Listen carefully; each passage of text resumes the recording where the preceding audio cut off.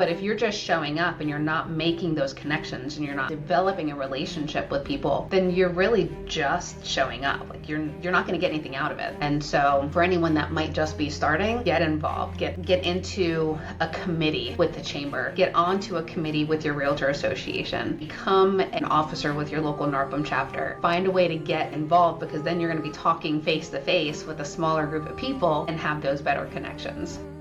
Welcome to the Property Management Success Podcast, where we interview leaders in the industry to uncover the secrets to profitability, efficiency, and achieving true freedom, whether it's your time, money, or lifestyle. I'm your host, Tony Klein, and I'm here to help you build a wildly successful property management business. Let's get to it. Welcome back to another episode of the Property Management Success Podcast. Today, I am joined by Tiffany Izenour with Freedom Property Management out in Virginia. Welcome, Tiffany. Hi, Tony. Hey, thanks for jumping on with me. I'm really excited to have this conversation with you today. I'm happy to be joining you. All right, so let's give people a little bit of context so that they know when we're talking just sort of your perspective and where you're coming from. So let's just start with your background and a little bit about your company. Sure. So Freedom Property Management, we are based in Manassas, Virginia, which is about 45 minutes outside of DC in the suburbs.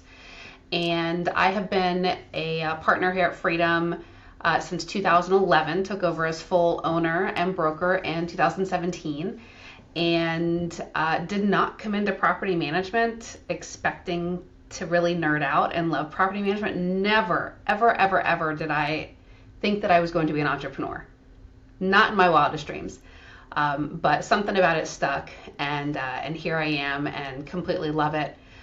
We operate a little more as a boutique regional management firm, and really have found our niche with what we call accidental landlords, your military, your State Department, government, that are going to be returning to the property, especially with interest rates, for those that bought their home without intending for it to be their primary residence. And so they need a little more education, a little more hand-holding, a little higher service level. We have about 180 properties under management right now. We have a few small multifamily, a few small commercial, but for the most part, specialize on the residential side of things. And average property rent is about $2,700, $2,800. And those are some of those good, hopefully some of the good stats that can identify. You're primarily single family then, right? Yes. And so let's talk a little bit about that customer base that you talked about, or that client base, because you're in a unique market where you have a lot of military, and as you mentioned, that there are people that will come in, buy their home, and then find themselves needing to rent it out. And there's a couple of ways to handle that. There's the first, people will lean heavy into educating around the investment portion of being a landlord, and then there are people who will lean heavier on the emotional detachment side, helping them take their home and create it a product out of it so that it becomes something that is appealing on the rental market. Which side of that do you find yourself really leaning into? So I'd say it depends on the client base, depends on each individual client, and let's say it's maybe 50-50 with who we talk to. But that's one of the very first parts of our discovery calls, is identifying what type of a client it is that we're speaking with.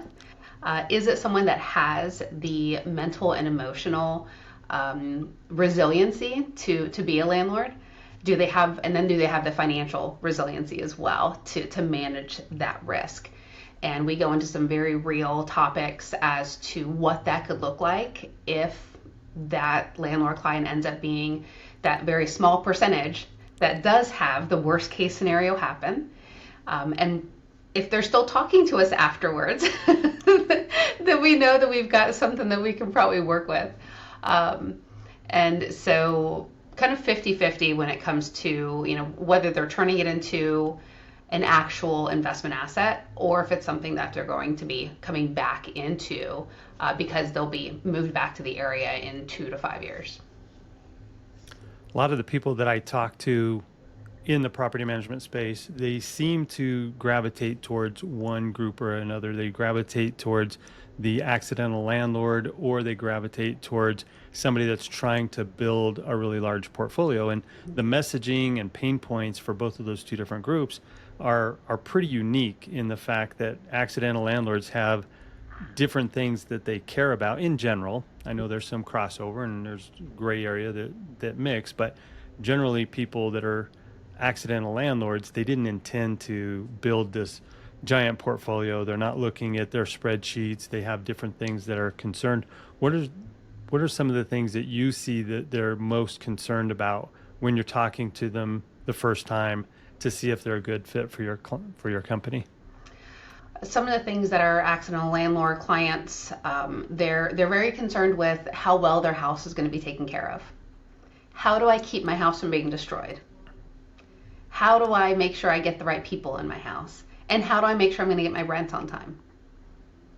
And those tend to be the topics that they're most concerned about. And at the end of the day, those are some of the topics that are probably not as important, but we get through those to then get them to some of the more important reasons of utilizing a property management company and kind of doing things more the professional way. Yeah. A lot of the clients that you get, are you getting them by being proactive and going out into the marketplace, or are these coming through a realtor referral program? Do you have a business development manager?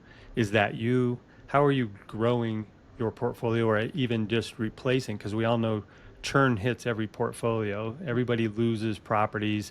Wow. And if you're not losing properties currently, you're about to, just because that's just the way that the market goes. So what are you doing to replace those and also grow? Where are your leads coming from?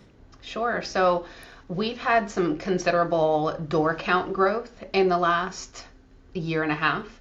And a big part of that is due to the relationships we've made in our community. Relationships with other realtors, relationship with property managers, relationships with community leaders, where when opportunities came to their doorstep, they pushed that lead, that prospect our way, and they endorsed us as the experts. We had some property management companies turnover, some get acquired, so there was a bit of a kind of a rustle in the industry here locally that created opportunity, because anytime that an acquisition or a sale or retirements or things like that happen, there's then a large volume of doors that could potentially then be up for grabs. We did have quite a few doors come to us through a similar situation, and that really just reinforced that everything that we've done with developing the relationships in our community and making sure that our name is first and foremost whenever anyone, whether it be the Chamber of Commerce, Leadership Prince William, the Rotary Club, the Realtor Association, no matter which organization that's community-based, if someone needs a property manager or has a question about leasing, we're the first one that people think of. So let's dig into that a little bit, because I'm fascinated by the way that different companies grow. And we're in a weird place in time where you not only have to be good at what you do, but you also have to be good at telling people that you're good at what you do. You have to be not just the authority in the marketplace, but you almost have to be a low-key celebrity in your space. Yeah. Meaning, you don't have to be an influencer, but you do have to be somebody that people think about when they think about, I need to refer property management to somebody, or I have a question about property management. And I'm seeing more and more people take this wide net approach of, it's the long play. I need to plug into all of these different environments and communities and become known as that local person. And that takes a lot of time and intentionality. So let's dig into what you're doing to grow your company name, your personal name, and your authority in the marketplace. Okay. To answer one of your previous questions, we don't have a separate business development officer. We have myself and my full-time property manager are our boots on the ground here in Northern Virginia.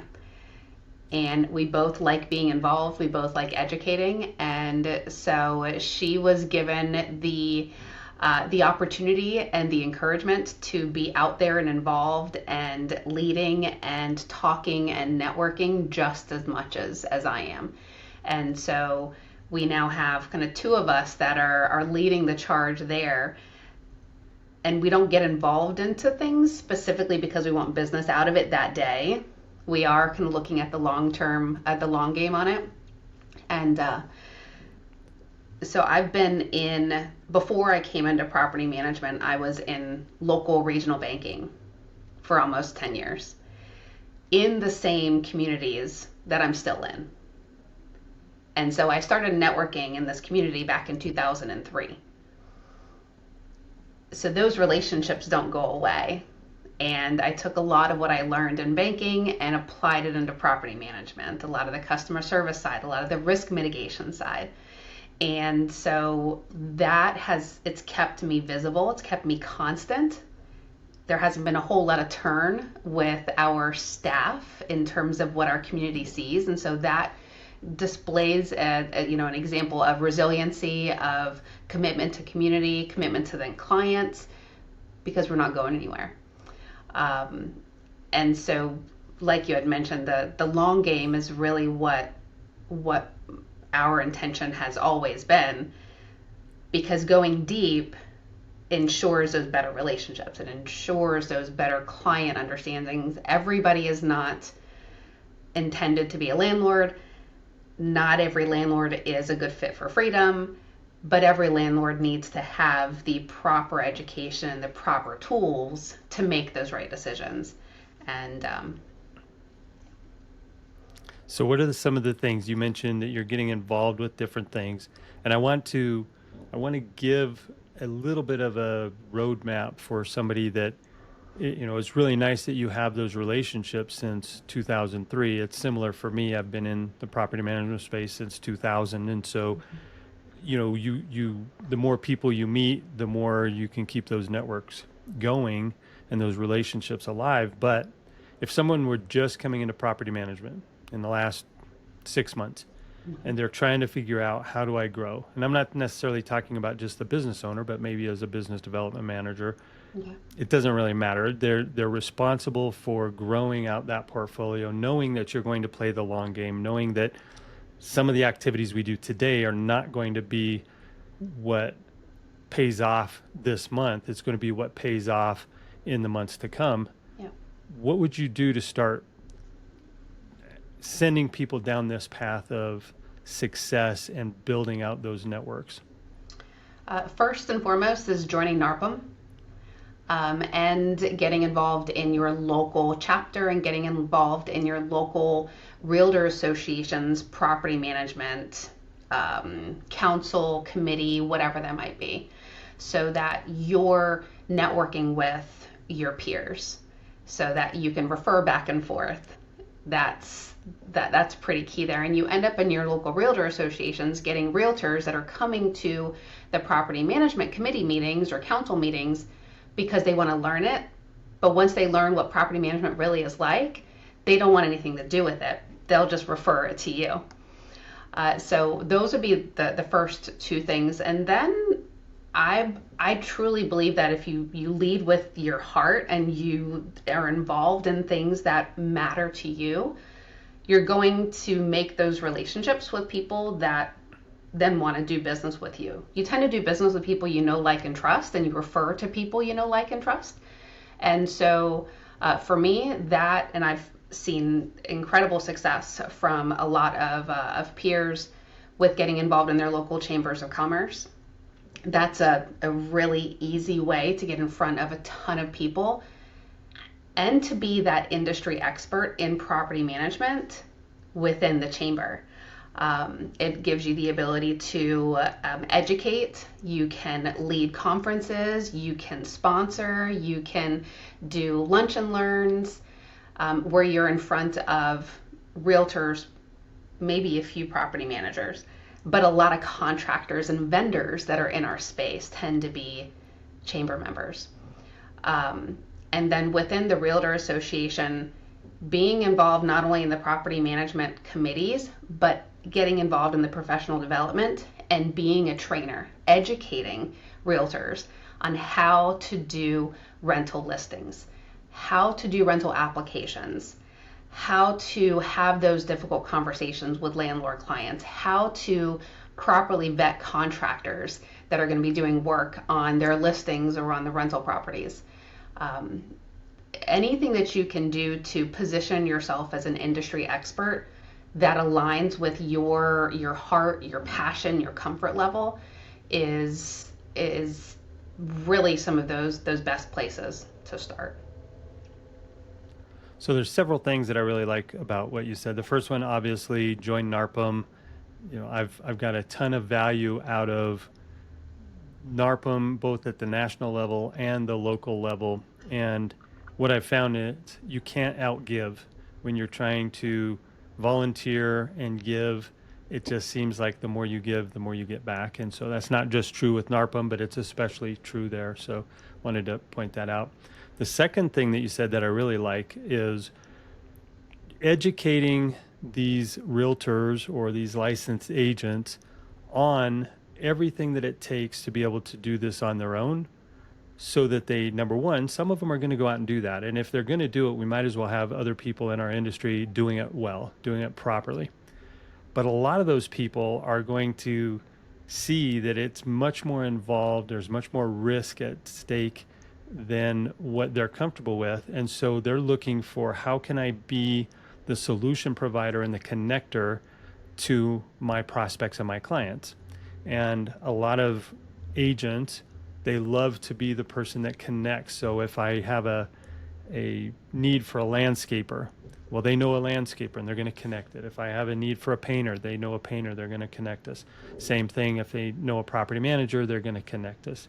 So I really love that, in the fact that you're giving just to give without any further expectation, but just it's proven that the more you give to those networks, they give back.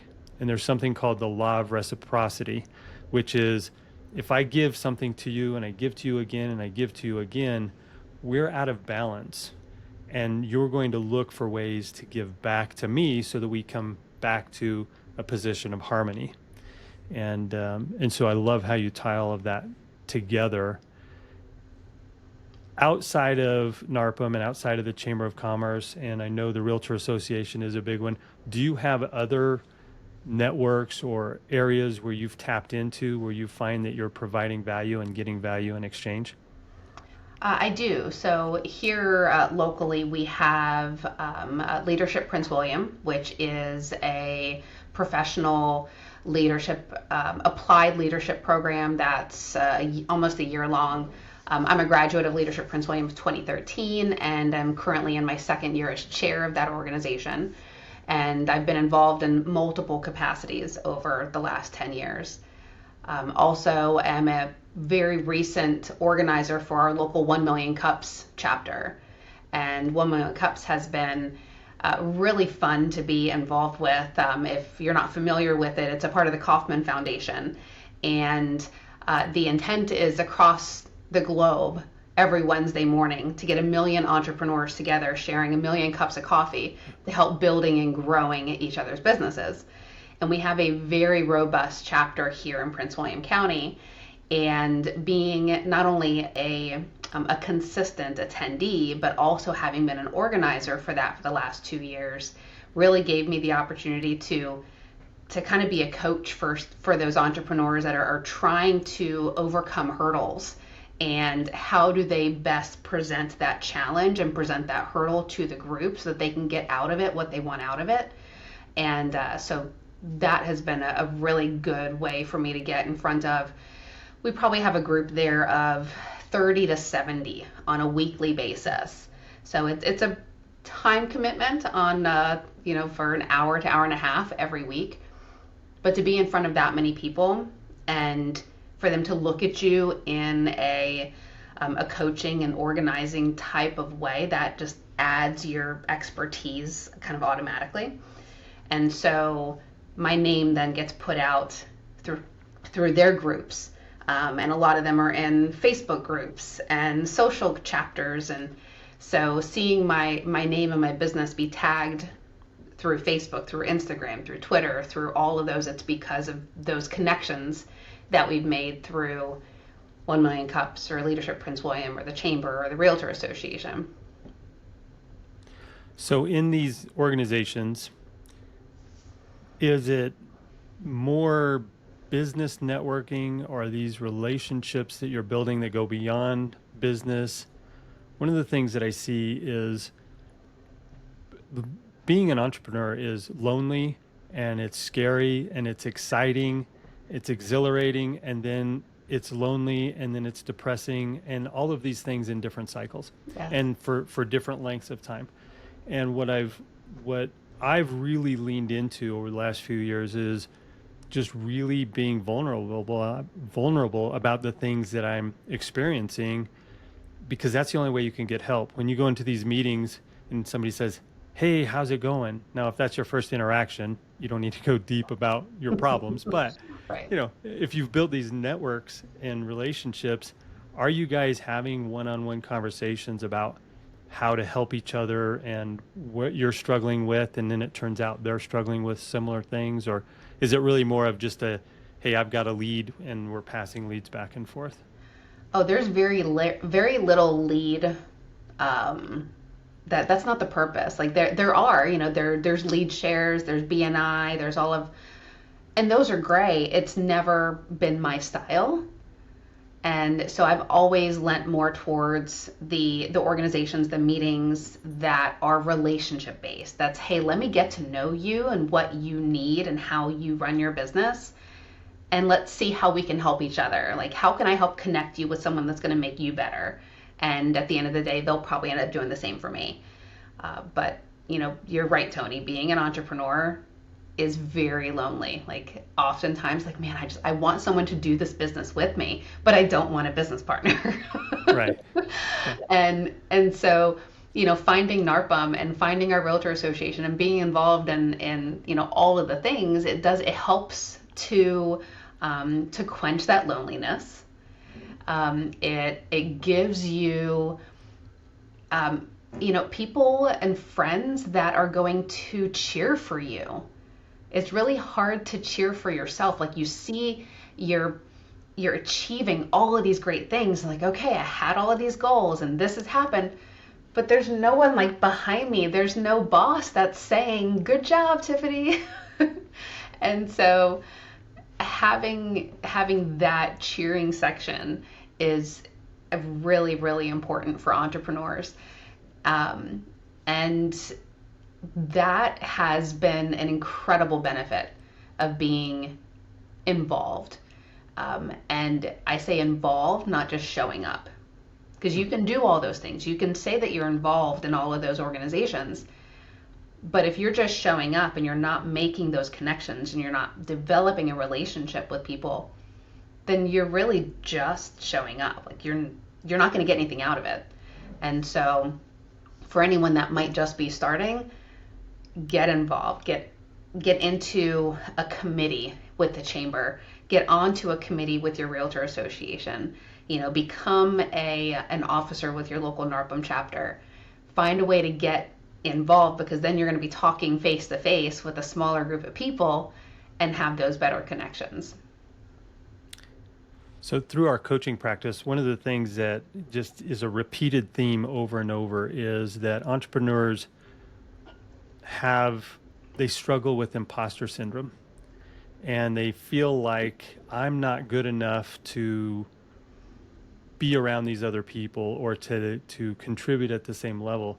And what's interesting is everybody is either going through that, we're stretching, growing, learning, improving, which is uncomfortable and puts us on the edge of our comfort zone, or we're hiding deep in the middle of our comfort zone where we're just basically coasting.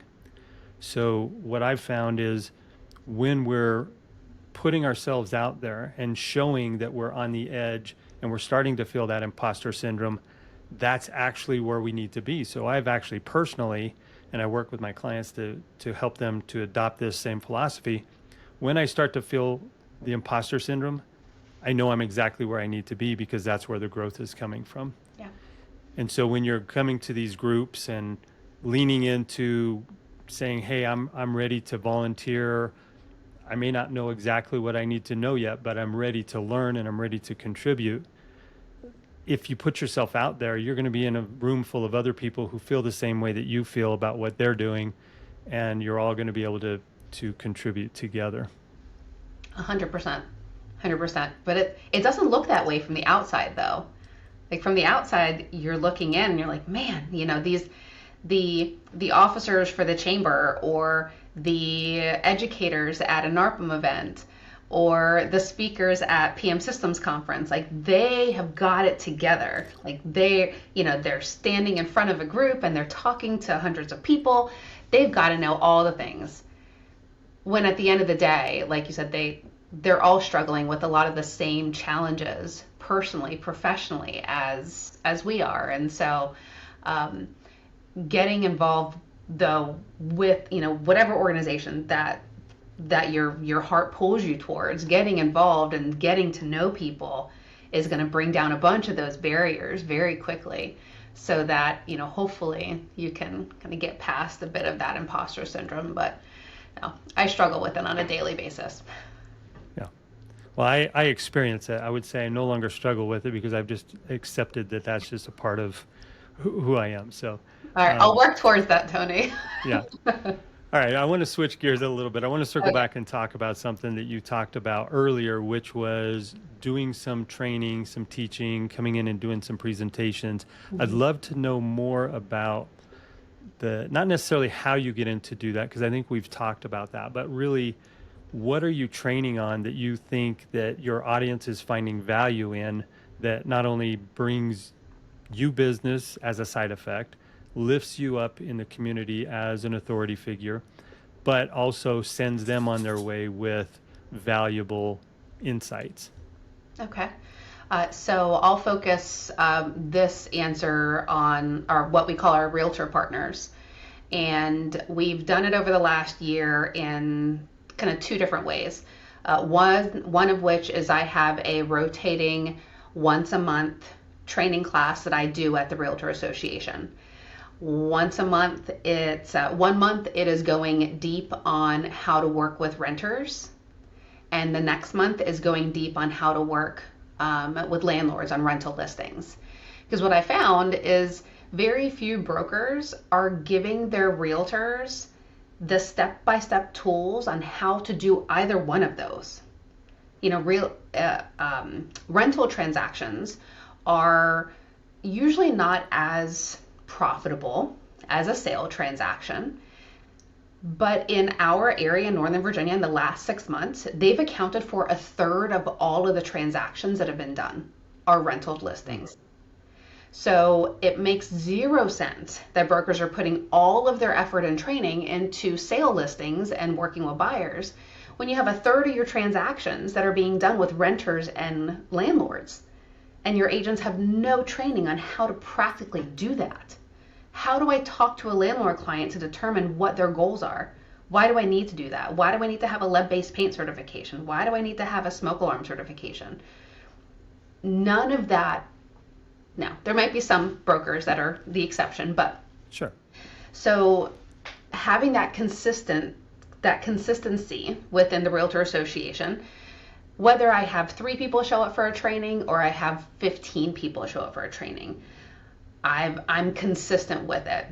And I'm also utilizing that through our YouTube, our Facebook, our social media to take photos, to do video clips, so that we're sharing with our social friends also what our expertise is, and that we're giving back and that we're educating. So we've done a lot of that here over the last year. I've been training with PUR, which is our local Realtor Association, for about 1.5 years now. And this year, on top of that, one of the things that I wanted to do, and we did this in combination with our Realtor Association and with our NARPM chapter, is we did a full day leasing and property management summit. And that brought in We secured several sponsors, so our attendees had a very minimal cost. We had about 75 total attendees for our very first regional, and it was an all day. We had legal updates, we had 1031 exchange information, we had smoke alarm information, we had a panel of local property managers of different size of companies, and the energy in the room was fantastic, and the feedback that we've gotten since was really great, and that appealed to both property managers and realtors. I'd say about a quarter of the people in the room were vendors, another quarter of the people in the room were realtors, and then the other half were property managers.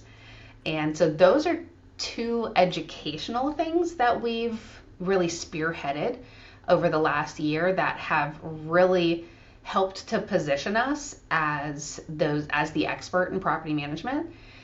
And that's what has our phones ringing from vendors, from realtors, from other property managers we have one right now that's in the process of retiring and working on transitioning his small portfolio over to us. And that's because he was referred to us from a realtor that was at our summit. And just kind of continues from there. So these are fantastic events and really providing value and getting your name and face and company out in front of the marketplace. One of the things that I see a lot of companies struggle with is they're pretty good at following up when a landlord or prospective landlord calls in or clicks on a web form or something. They generally will have some sort of CRM that they put those people into, and they either drip content to them until the people unsubscribe and say no thank you, or they eventually close them. I've not seen the same level of consistency on follow-up for our realtor partners, our insurance partners, our title company partners. Have you guys cracked that code yet, or is that still something that you struggle with as well? So we struggle with that consistently, but we have a wish list going into 25 that we're hoping will kind of bridge the gap with that. That will provide a bit of airtime for both for us as well as for some of our vendor partners, so that they're helping us to educate by giving their expertise, whether it be on the insurance side or on the tax side. So potential landlords and realtors are not hearing it from me. They're not hearing from me that, hey, you need to go and get insurance riders that include sewer backup and mold and vandalism. They're hearing it directly from the insurance agent. So we have a lot of things on our wish list for 2025 with my marketing team, and so I'll keep you posted on how that works out. Okay, so let's talk through, if we were to build out our perfect wish list here, just real quick. Okay. You have 75 people that just attended this event, which are 75 people that we want to keep in contact with, but we don't want to pester them. Yeah. Right? We're not going to reach out once a week with an email and say, hey, do you have business for me?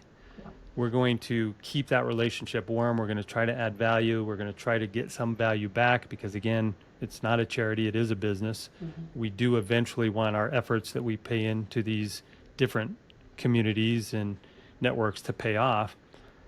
Where's the balance? What do you see if you could snap your fingers and not have to worry about programming your CRM and drafting the emails and all of this? How do you contact these people or keep in contact with these 75 people so that 3 years from now, you're still the name that they remember? Yeah. So in a perfect world, people are going to follow you on whatever platform they are most comfortable with and they're utilizing more frequently. And so we want to be on all those platforms. We want to have an informative newsletter that is going out frequently enough, but not too frequently, that's giving enough information and getting the attention without being irritating or boring. And then we want to be mirroring that on all of our other social platforms, and we do some print advertising as well. So we show up in a couple of local regional magazines on a monthly basis. So that also goes onto their websites and their emails and things of that nature. So, the perfect world, it would be that the same content, the same theme for the month or the quarter is planned out through all of those channels. And I'm even going to add in postcard mailing, because we've done quite a bit of that with postcard farming with landlords. But specifically on the realtor side, it's going to be capturing them on whatever social platform I think that they're watching on a more routine basis. Because they're going to change brokerages, they're going to change email addresses, they're going to change, mailing addresses for their brokerage. But we want to still be showing up in their Twitter feed or in their YouTube scroll. So I think that's kind of that, what we need to figure out. How can we get all of that to work together without it being, $50,000 a month? Yeah. I think one of the things that I'm focused on, and one of the things that I think works well, is to build the audience. And once you have the audience, you can bring in these other partners to provide additional value to your audience, right? And essentially that's what we're doing here today. Is I've got an audience and I'm bringing you in to have you share some of the value that you have and that you can contribute to this audience. But it's the same thing for local property management companies. If you can build that audience, you can provide a platform for somebody to create an article or a video or whatever from a insurance person's perspective of what you need to be able to do to protect your investment home so that it's properly insured, or what to do in the event of an insurance claim to properly prepare for, making sure that you're taken care of there. So there's a lot of different partners that we have that if we can build that audience, we can plug people into, they get value, and the audience continues to get value, and it continues to grow. So for me, if I were to answer that question of how do we make it so we can keep in contact with these people 3 years from now, it's about being that connector and connecting other people to our audience and our audience to other value that's delivered from other people. Agreed. Yeah. All right. Well, this has been a lot of fun. I want to ask you one final closing question. I randomly throw this out here, so not every guest gets asked it, but I want to look forward. So we're going to flash forward 3 to 5 years from now, and I'm now interviewing Tiffany from 3 to 5 years in the future. What has your life been like the last 3 to 5 years? What personally was important to you that you were able to achieve, obtain? Because as we all know, entrepreneur, like we already talked about, entrepreneurship is very hard and can be challenging. And so what has made it worth it personally for you over the last 3 to 5 years? So I'll have to preface this with saying that I have an almost 5-year-old. And so he'll be going into kindergarten in the fall of 2025. And I have hustled hard the last 3 years so that when it came time for him to be in school, I could be present. I could have more time to devote to my family and him seeing me on a daily basis more often. And so at the end of the 3 to 5 years, where you're going to see me is in a much better work-life balance. You're going to see that my team is here at Freedom has the tools and the systems and the support that they need to be operating the business with minimal input from me on a daily basis, so that I can continue to be that relevant face in our community, that expert face in our community, to both build our community and build Freedom's reputation and continue to pour back in. but doing it with a much better work-life balance. I love it. I love the answer. I love the family tie-in, because that's what it's all about, right? We work and we put time into this so that it can provide value to us in our personal lives, help us achieve our personal goals. So, well, Tiffany, it's been a lot of fun. Thanks for hopping on with us, and I look forward to seeing you again soon. Thank you, Tony. It's always good seeing you. Hopefully, I'll see you in January. Yep, I'll be out there. All right, I'll see you then.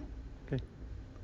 Thanks for tuning in to the Property Management Success Podcast. We'll be back with another value-packed episode to help you level up your property management game. If you've got something valuable out of today's episode, please share it with a friend or colleague, and don't forget to subscribe and leave a review so you never miss out on future insights and strategies and tactics. Until next time, here's to your success.